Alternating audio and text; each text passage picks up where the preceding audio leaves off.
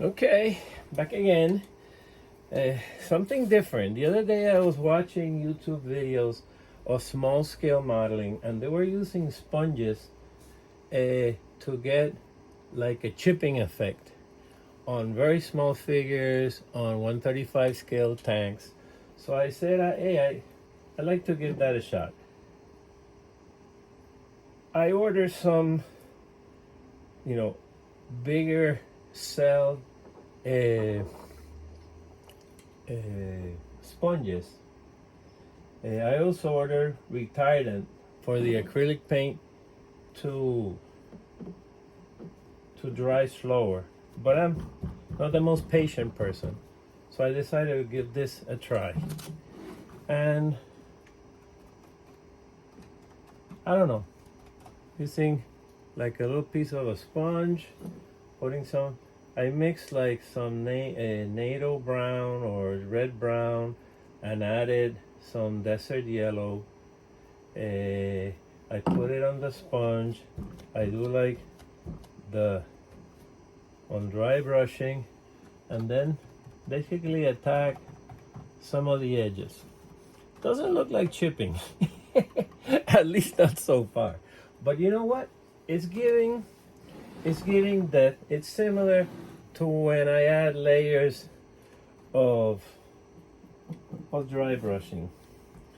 Initially, I painted a piece of styrene with the Panzer Gray, so I could test it out. And I use my shading color because that's what I usually use for chips. I didn't go that hard, but it doesn't, you can't see it. So then I went with a lighter color. I'll have to see. Jury's still out. But it does give like a depth that I usually get with random dry brushing. It's something similar.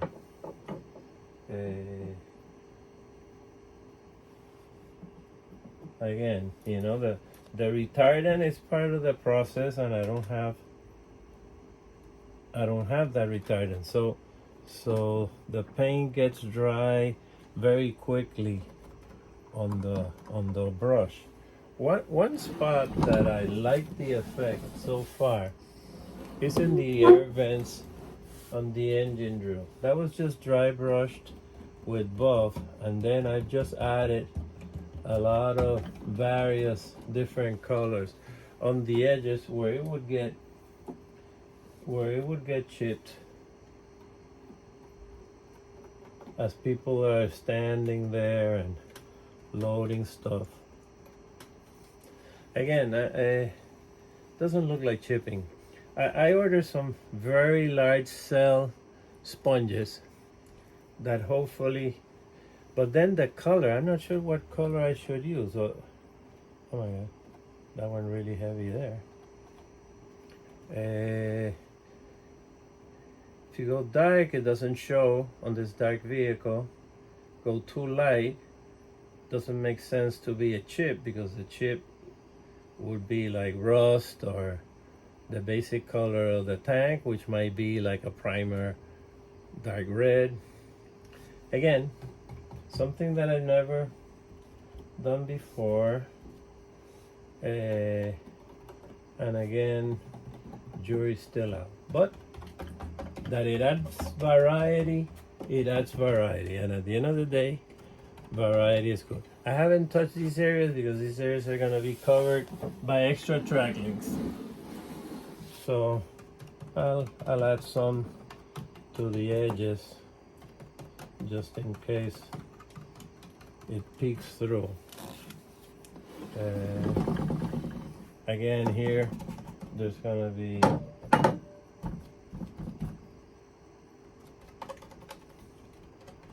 there's gonna be extra tracks. Same here. This one will be covered full.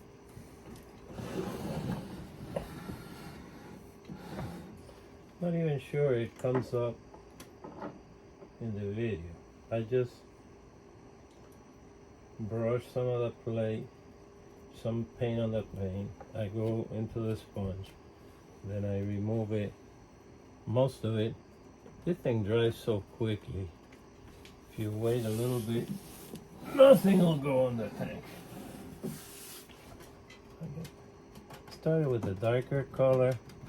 Now I'm using this kind of rust, relatively light rust, and it's still not showing up much.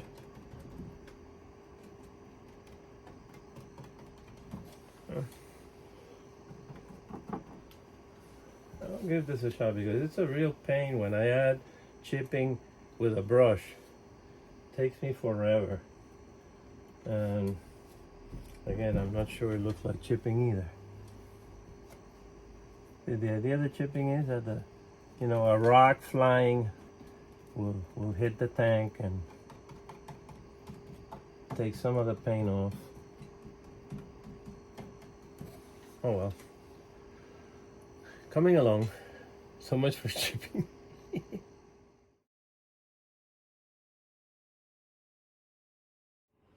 Okay, very short video here.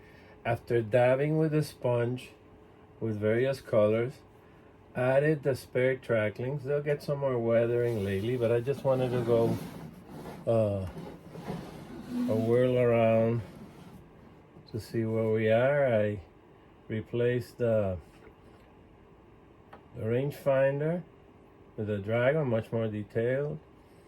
I added some metallic silver wear to some of the hatches.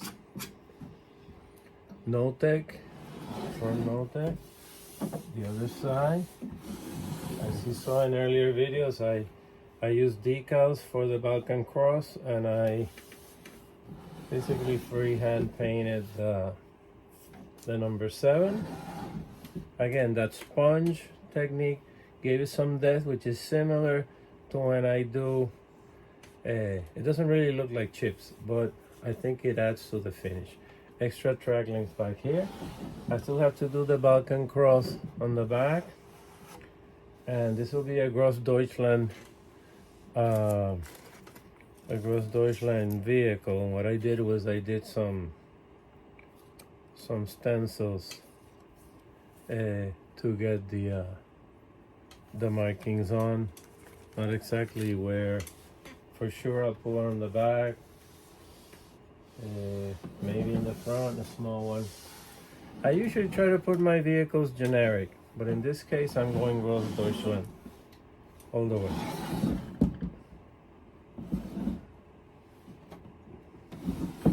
Okay. More later.